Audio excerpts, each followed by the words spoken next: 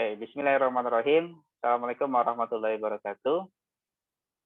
Waalaikumsalam.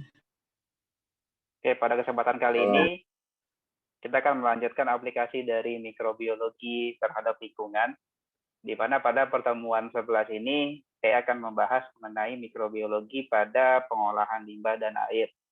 Jadi kita akan mulai dari secara umum yang dimaksud dengan limbah dalam hal ini adalah limbah cair, kemudian terkait penyediaan air minum, yang mana masing-masing baik itu limbah cair maupun nanti air minum perlu ada pengontrolan atau pengendalian zat-zat pencemar yang kita harapkan sebelum limbah ataupun air tadi dibuang ataupun dimanfaatkan tidak memberikan dampak yang negatif baik itu kepada lingkungan sekitar, baik itu kepada manusia pada khususnya. Kita akan memulai dengan beberapa poin utama tadi mengenai air limbah seperti apa, kemudian bagaimana perlakuan-perlakuan secara umumnya yang dilakukan dalam pengolahan air limbah. Kemudian kita bicara kesehatan masyarakat dan kualitas air, dalam hal ini air minum.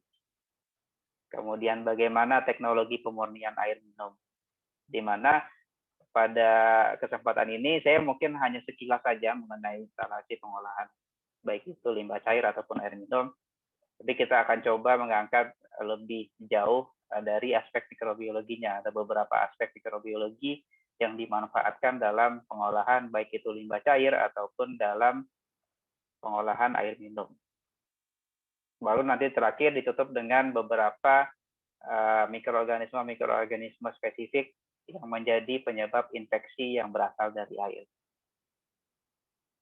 Di air limbah sendiri merupakan cairan yang berasal dari limbah domestik ataupun limbah industri. Jadi tidak hanya berbicara yang berasal dari industri, tapi juga domestik, dalam hal ini rumah tangga. Limbah di sini dia tidak dapat langsung dibuang ke lingkungan sebelum kita berikan perlakuan-perlakuan tertentu. Karena ketika kita buang ke lingkungan secara langsung, dia bisa memberikan dampak baik terhadap kesehatan masyarakat, terhadap ekonomi, lingkungan, sampai ke estetika. Perlindungan kesehatan masyarakat terhadap air bersih dan air murni, atau dalam hal ini air minum, dapat kita peroleh dengan yang pertama melakukan pemantauan. Jadi memang diwajibkan atau diperlukan ada pemantauan untuk memastikan apa sih sebenarnya perlakuan yang perlu kita lakukan sehingga nanti air tadi aman untuk kita buang ke lingkungan. Kemudian penting juga mengenai bagaimana pengawasan dan bagaimana penetapan kualitas air. Di mana dalam hal ini kita mungkin lebih banyak mainnya di pemantauan juga.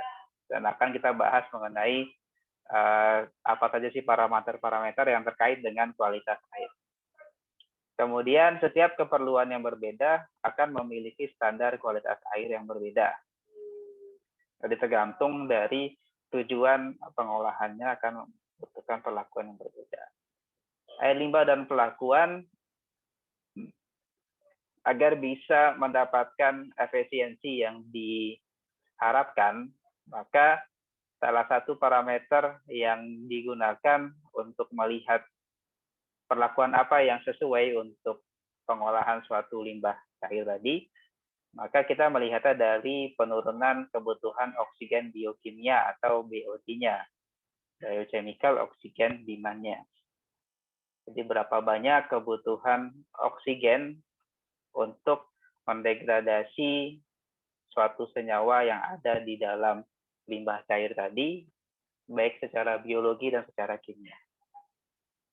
Kemudian, pada umumnya dalam proses perlakuan air limbah tadi, biasanya dilakukan secara multitahap. Jadi ada beberapa tahapan yang nantinya digunakan baik secara fisik dan secara biologi. Baik itu dilakukan secara terpisah atau nanti dilakukan sebagai satu kesatuan yang sama. Kemudian, perlakuan multi tahap tadi berupa tahapan primer, sekunder, dan terkadang dan seringkali memang dibutuhkan tahapan tersier yang dilakukan untuk mengurangi kontaminasi feses. Feses ini maksudnya terkait dengan ada beberapa penyakit-penyakit atau patogen-patogen yang berasal dari feses baik manusia ataupun hewan yang seringkali dalam pengolahan primer dan sekunder itu tidak tereliminasi atau tidak tersingkirkan. Dan juga ada terkadang substansi-substansi kimia yang juga tidak tersisihkan melalui tahapan primer dan tahapan sekunder. Terkait kualitas air, ada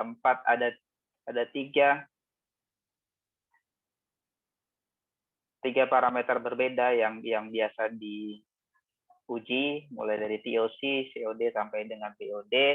TOC di sini oksidasi senyawa organik dengan karbon dioksida pada suhu tinggi, penggunaan infrared dan infrared ataupun potensiometrik. Kemudian COD, chemically oxygen depend,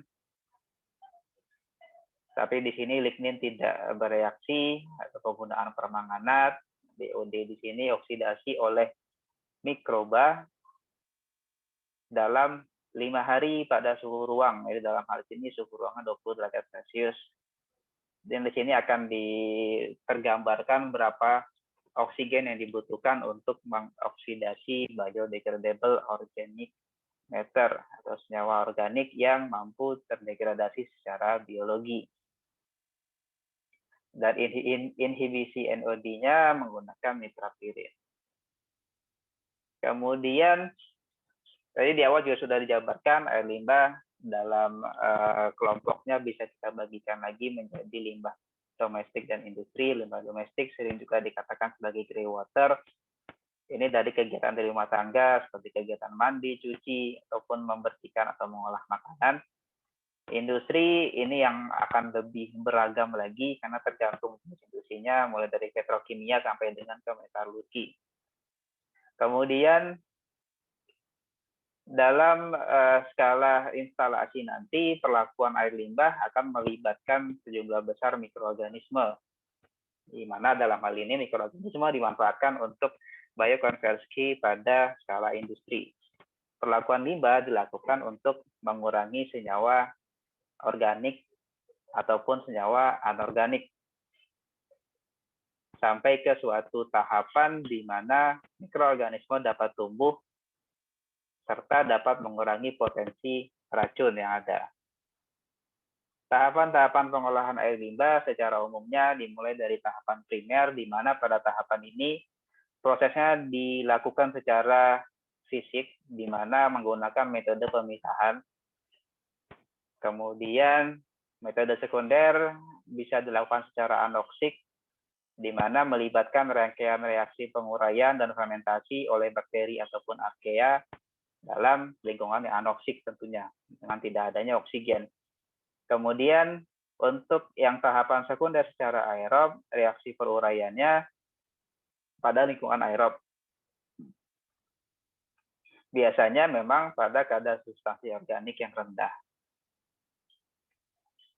Kemudian yang tersier di sini umumnya mengkombinasikan baik secara fisik ataupun kimia dan biologi, di mana salah satu contohnya ada penggunaan bioreaktor, pengendapan, filtrasi ataupun klorinasi. Jadi sebagai gambarannya, di sini suatu instalasi pengolahan air limbah, di mana secara skematisnya bisa dilihat melalui gambar ini, melalui ada masukan dari air limbahnya. Yang pertama akan masuk ke primary clarifier. Biasanya di sini ada penambahan zat kimia tertentu. Kemudian masuk ke activated sludge vessel, di mana dalam proses di activated sludge vessel di sini dihasilkan sludge juga. Digunakan sludge yang digunakan untuk memproses biasanya pada umumnya senyawa-senyawa yang terlarut atau senyawa-senyawa yang mengalami perubahan secara kimia setelah melalui proses di clarifiernya. Setelah dari activated sludge masuk ke funnel clarifier, baru nanti dimasukkan ke tahapan akhirnya penambahan klorin di sini sebelum nanti dikeluarkan atau dibuang ke lingkungan. Dan nanti sludge yang dihasilkan atau dimanfaatkan nanti akan diproses juga sebagai suatu limbah dan ada tahapan pengolahannya lagi untuk prosesnya. Jadi ini contohnya gambaran untuk activated sludge-nya. Jadi air yang berasal dari clarifier utama, kemudian di sini menggunakan aeration basin.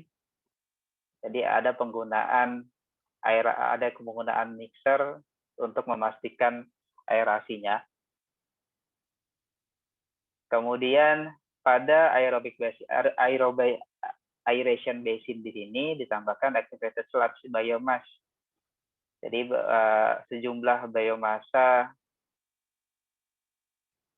activated sludge-nya dicampurkan ke dalam aeration basin sehingga diharapkan ada proses secara biologi nanti di dalamnya. Sehingga nanti akan masuk ke final clarifier, sludge-nya bisa dibuang ataupun nanti bisa digunakan kembali untuk aeration basin. Kemudian ini untuk tahapan sekunder yang sifatnya anaerobik. Kalau tadi kan kita ada menggunakan aerator. Pada gambar A di sini penampakannya hanya bisa dilihat bagian atasnya saja karena dia di sebagian besarnya digenapkan ke dalam tanah. Secara skematisnya di gambar B ini bisa dilihat lapisan-lapisannya yang bekerja dalam suatu digester sludge atau sludge digester, di mana ada bagian yang nantinya mengumpulkan gasnya, kemudian ada input atau tempat dari sludge yang nanti masuk, kemudian untuk menyingkirkan supernatannya atau skumnya. Skum itu semacam biasanya terbentuk pada lapisan paling atas ya sebelum ke gas. Sampai ke nanti ada digesting sludge-nya dan stabilize sludge yang nantinya dikeluarkan. Dan secara sederhananya fungsi dari anaerobic wastewater treatment di sini adalah untuk mendegradasi suatu polimer kompleks. Jadi polimer kompleks di sini bisa dalam bentuk polisakarida, dalam bentuk lipid ataupun protein, di mana dia dihidrolisis secara enzim. Jadi enzim-enzim yang dikeluarkan oleh suatu mikroorganisme digunakan untuk memecah polimer kompleks tadi menjadi monomer-monomer seperti gula, asam lemak, ataupun asam amino. Di mana nanti dengan adanya fermentasi juga, kemudian ada proses metanogenesis, maka nanti dihasilkan ada dua produk utama dari suatu digester, yaitu metan dan karbon dioksida. Metan ini yang biasanya kita manfaatkan untuk konversi biomass menjadi energi. Kemudian di sini contoh untuk proses pengolahan pada tahap kedua secara aerobik. Di sini aeration tank, secara skematisnya bisa dilihat di B, di mana akan ada udara yang dimasukkan, kemudian ada setting tank yang digunakan untuk mengumpulkan activated sludge-nya. Nanti bisa digunakan ke aeration tank atau nanti dimasukkan ke anaerobic sludge digester untuk mengolah sludge-nya tadi. Kemudian ini gambar secara skematisnya untuk yang C. Jadi C di sini suatu metode trickling filter. Jadi di mana si limbah cair tadi dialirkan ke atas media batu yang sudah kita tumbuhkan. Jadi heterotroph grow on rock ini mikroorganisme yang ditumbuhkan pada permukaan batuan. Jadi ukuran batuannya itu diameternya kurang lebih 10-15 cm dengan kedalamannya mencapai 2 meter. Jadi nanti airnya didistribusikan melalui distribusi bom di sini yang dia akan terus berputar. Jadi air yang melalui batuan tadi akan bergerak sangat lambat sampai nanti yang keluar dari trickling filter di sini diharapkan yang sudah berkurang, sudah tersingkirkan beberapa senyawa-senyawa pencemar dalam limbah cair tadi. Kenapa dia dibutuhkan waktu yang lambat?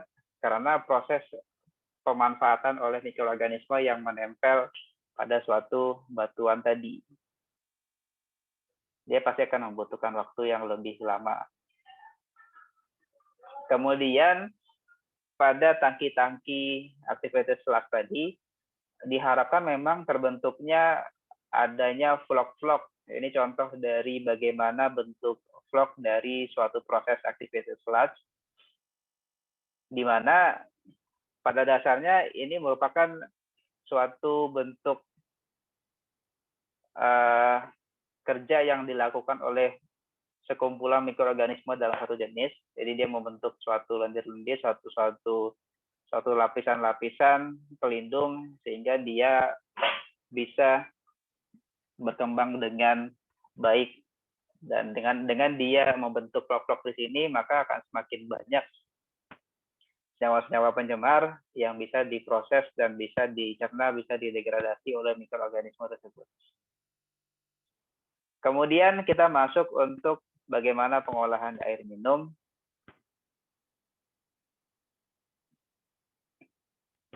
Air dapat menjadi penyebar penyakit infeksi di mana teknologi mikrobiologi standar digunakan untuk menjaga kualitas air, di mana beberapa metode standar digunakan terkait dengan perlakuan air dan pemurnian tadi, mulai dari mengidentifikasi, menyingkirkan, dan mendegradasi polutan. Di mana dalam analisis sanitasi air bisa kita menggunakan coliform. Coliform di sini spesifik untuk famili Enterobacteriaceae atau E. coli, di mana menggunakan most probable number atau MPN. Kemudian ada fecal coliform, membrane filter technique, present absent atau PATS, di mana pada PATS di sini sampel air 100 ml diinkubasi pada botol kultur tunggal dengan triple strength broth, terdiri dari laktos, lauryl-triptos, dan bromkazole purple indicator. Kemudian ada juga penggunaan collier defined substrate test, di mana penggunaan ONPG dan MUG sebagai substratnya. Jadi ini sebagai salah satu contohnya untuk pengujian.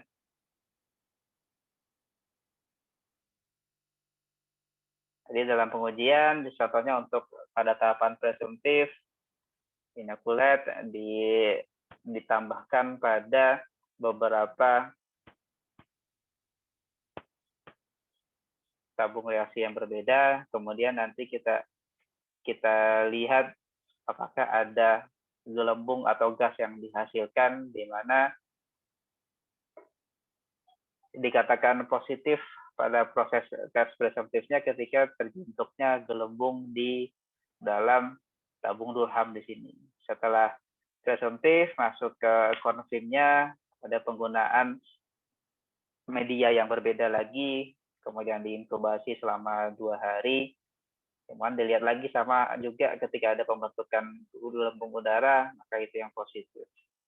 Begitu seterusnya sampai nanti yang positif kita tumbuhkan pada suatu cawan Petri untuk kita ambil lagi, kita proses lagi apakah nanti pewarnaan ataupun metode identifikasi lainnya.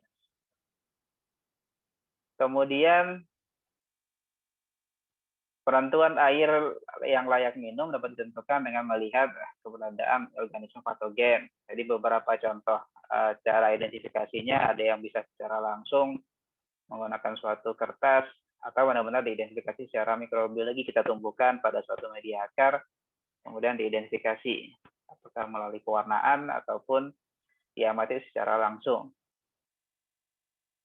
Kemudian beberapa organisme indikator yang paling umum digunakan adalah penggunaan coliform, di mana pada pengujian coliform contoh air bisa menggunakan MPN ataupun filter membran.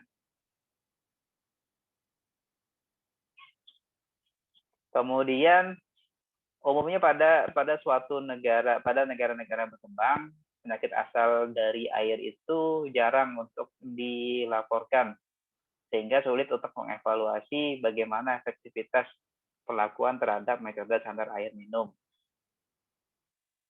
Infeksi pada usus seringkalinya justru dikaitkan terhadap makanan, padahal bisa jadi memang infeksi seperti adanya diare itu bisa jadi karena infeksi yang berasal dari air yang dikonsumsi atau digunakan. Kemudian, metode kultivasi mikroorganisme dengan penghitungan koliform efektif ketika diujikan pada fasilitas purifikasi atau pemurnian air. Pengujian tersebut efektif dilakukan setelah tahapan filtrasi dan klorinasi dilakukan. Jadi, tahap akhir klorinasi dan filtrasi itu dilakukan pada tahapan tersier pada suatu instalasi pengolahan limbah biasanya. Jadi memang untuk memastikan apakah memang sudah efektif di proses. Kemudian dalam pemurnian air minum, air layak minum membutuhkan perlakuan lanjutan, di mana dalam hal ini karena kita menggunakan untuk konsumsi, kita butuh untuk menyingkirkan mikroorganisme patogen, mengurangi bau dan rasa, Fe dan Mn yang seringkali tidak tersingkirkan melalui proses tahapan-tahapan primer dan sekunder, sampai dengan ke kekeruhan dan padatan tersuspensi. Skema pengolahan air pada umumnya dimulai dari stasiun pompa air, kemudian masuk ke kolam-kolam pengendapan, kemudian masuk ke kolam koagulasi, kemudian kolam flokulasi, baru nanti tahapan akhir adalah filtrasi dan disinfeksi. Kemudian pelakuan dapat membebaskan air dari partikulat organik, anorganik, dan mikroorganisme.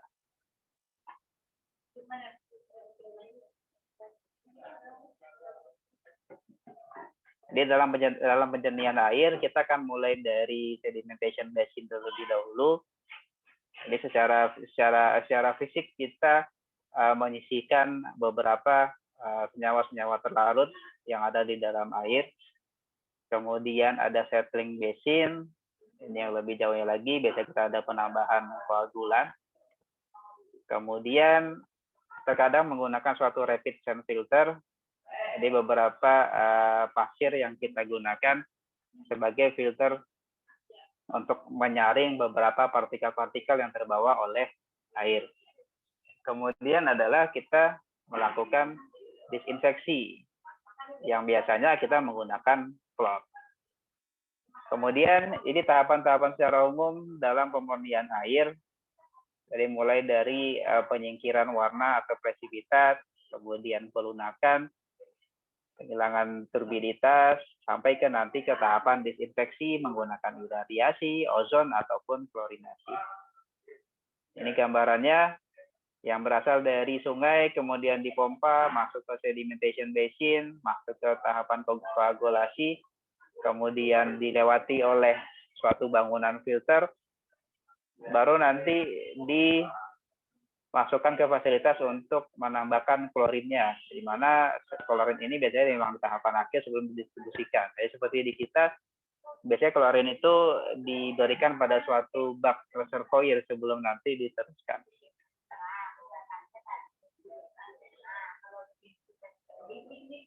Kemudian yang B di sini secara skematisnya bagaimana di tahapan awal air akan coba kita sisihkan apakah itu pasir atau partikel-partikel lainnya yang berukuran besar sehingga nanti akan terbentuk sedimentasi yang akan kita singkirkan. Kemudian pada koagulasi kita akan mencoba membentuk, jadi ketika koagulasinya itu berlangsung dengan baik, maka nanti akan terbentuk vlog-vlog yang nanti akan kita proses sehingga kita lanjutkan ke tahapan berikutnya, contohnya menggunakan filtrasi. Biasanya memang ini partikulat-partikulat yang berukuran lebih kecil, yang biasanya dia partikulat-partikulat terlarut, yang beberapa teknologi bisa menyaring senyawa-senyawa tersebut. Kemudian klorinasi yang sifatnya secara kimia dia bisa membunuh baik itu mikroorganisme ataupun inokulum tertentu, sehingga nanti bersifat aman. Kemudian untuk sumber infeksi penyakit yang berasal dari mikroorganisme air, pada umumnya penyakit asal air berpengaruh nyata pada morbiditas dan mortalitas, umumnya pada suatu negara berkembang. Jumlah patogen yang dapat menyebabkan penyakit akan ditentukan oleh fungsi virulensi patogen dan kemampuan inang melawan infeksinya. Kemudian, pada negara berkembang, sumber infeksi berasal dari air minum yang diakses secara langsung. Jadi biasanya memang yang penggunaan air yang berasal dari air sumur, danau, sungai, ataupun air rekreasi. Jadi beberapa contoh mikroorganisme yang berasal dari air minum ada Salmonella, Giardiasis, dan Cryptosporidiosis, dan untuk air rekreasi ada Gastroenteritis, Dermatitis, dan Meningoencephalitis. Sekian mungkin yang bisa saya sampaikan untuk pertemuan ini. Saya mau nanti ini dikerjakan secara berkelompok. Silakan bisa difoto dulu untuk disimpan. Dicari referensi terkait kasus infeksi penyakit oleh mikroorganisme, baik itu boleh pilih salah satu saja, apakah yang bersumber dari air minum atau air rekreasi. Jadi coba cari info apakah dari berita, apakah dari suatu artikel terkait dengan kasus infeksi penyakit yang bersumber dari air. Nanti coba disusun materi dalam presentasi saja, boleh PPT ataupun platform yang lain, berupa apa patogennya yang menyebabkan infeksi tadi, kemudian dia menyebabkan penyakit apa, kasusnya itu seperti apa, yang ada di artikel ataupun berita tadi, baik online ataupun cetak, plus kemudian sumber infeksinya dari mana si mikroorganisme patogen tadi sampai akhirnya bisa menginfeksi manusia. Kemudian bagaimana cara mendiagnosisnya, kemudian bagaimana cara penanganannya sebelum, jadi bagaimana caranya agar tidak terinfeksi, dan bagaimana penanganan ketika sudah terinfeksi, baru nanti terakhir, apapun nanti yang kalian tuliskan, harus ada kejelasan sumber referensi yang kalian gunakan. Bisa kalian cantumkan di masing-masing PPT, halaman PPT-nya, atau nanti di akhir dijabarkan referensi yang kalian sampaikan ini berasal dari mana saja. Nanti akan coba kita presentasikan pada saat pertemuan secara daring. Mungkin di pertemuan berikutnya. Sekian, apakah ada yang ingin ditanyakan? Pilih salah satu, Pak. Pilih salah satu antara air minum atau rekreasi. Yang jelas cari kasusnya. Oh, gitu, mau Pak. di Indonesia, mau di luar, saya rasa tidak masalah. Pokoknya kasus Bikin infeksi PPT-nya, Pak. yang berasal dari air. Nanti dibuat dalam PPT secara berkelompok. Oke, Pak. Oke. Ada lagi? Sudah dicatat ya? Sudah disimpan ya?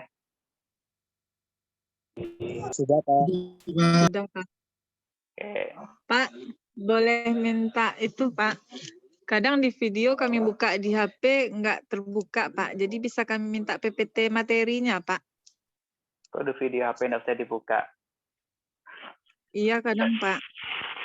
Kan di YouTube dia kan? Kadang susah, Pak.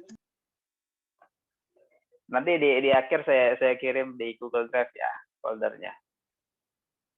Oke, Pak. Oke, ada lagi?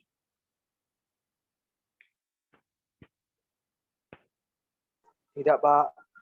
Tidak, Pak. Oke. Mungkin kita sudahi saja pertemuan kita pada siang hari ini. Pertemuan berikutnya kita akan bahas aplikasi mikroorganisme pada pelindian batuan. Jadi bagaimana pemanfaatan mikroorganisme pada pelindian batuan ini umumnya baik itu dalam pemurnian suatu logam, apakah nanti untuk dimanfaatkan ataupun untuk diolah, sampai ke bagaimana transformasi merkuri. Silakan dipelajari lagi apa yang sudah kita bahas, coba dicari-cari referensi terkait apa yang akan kita bahas pada pertemuan berikutnya. Saya tutup pertemuan hari ini dengan hamdalah, alhamdulillahirrabbilalamin. Silakan dimanfaatkan kalau ada waktu untuk dikerjakan tugas kelompoknya, dan nanti tugas studi kasusnya juga jangan sampai terlewat. Sekian dari saya, kurang lebihnya mohon maaf. Assalamualaikum warahmatullahi wabarakatuh. Waalaikumsalam.